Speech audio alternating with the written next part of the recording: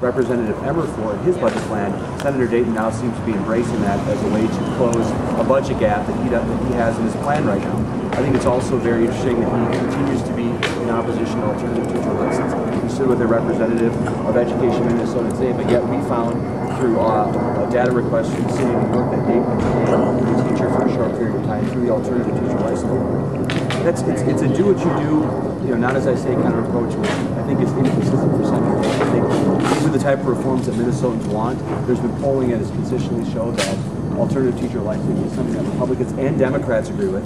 There's been Democrats in the legislature that have stood in opposition to alternative teacher licensing.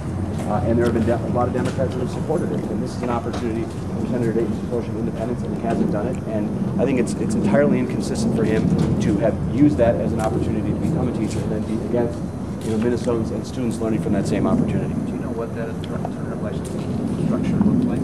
We released it today in that 30-page document. I don't. Developing their own alternative licensure program.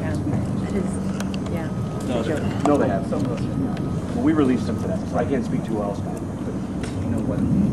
How the structure was? My sense is, from what I understand, is that Senator Dayton went to Yale. He did not have a teaching license, and my understanding is, although we're still trying to verify this, he went to University of Massachusetts and took some classes there, but we've yet to verify independently what he actually did at the University of Massachusetts.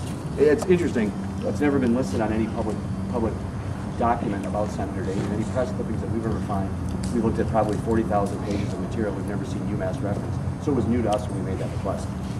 Back to the budget. What is your reaction to the budget plan that you released yesterday? It's not balanced. They're still holding. You have to remember that over the last 3 years since Senator Dayton has announced his intention to run for governor, he's been highly critical of other candidates for not having budget plans. Representative Emmer has produced a balanced budget plan. Tom Horner has holes in his. Well, Mark Dayton has arguably some of the biggest holes in his. It's an estimate to $1 to $2 billion. And his plan was to raise taxes on the so-called rich.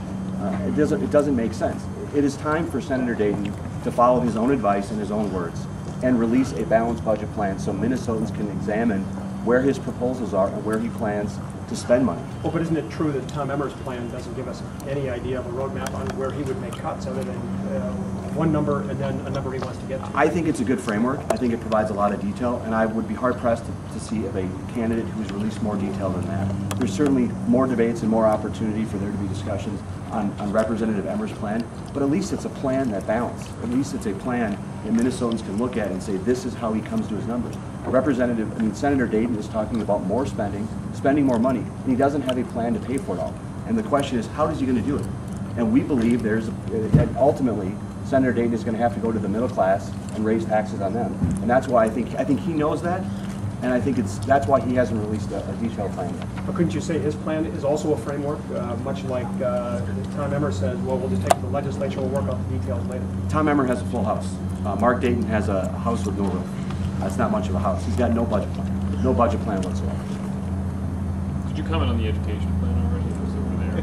Yeah, it's interesting. Senator Dayton is spending more, no ability to pay for it, and he's standing in opposition to common sense reforms, so alternative teacher license, where he benefited from that in the past in his previous career. Something he had for less than 2 years. Others. Taking some courses, but I haven't had the ability to verify that. And so he obviously had to do some additional classwork to begin the steps to be a preliminary teacher in the city of New York.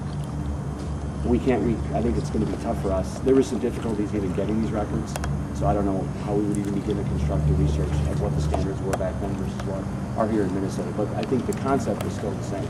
Senator Dayton was not a traditional teacher. He did not have a traditional teacher background, but he had a benefit. The city of New York thought there was a benefit for someone like him being in the classroom. That's the similar concept to what alternative teacher license is. Something he's in opposition for Minnesota students benefiting today.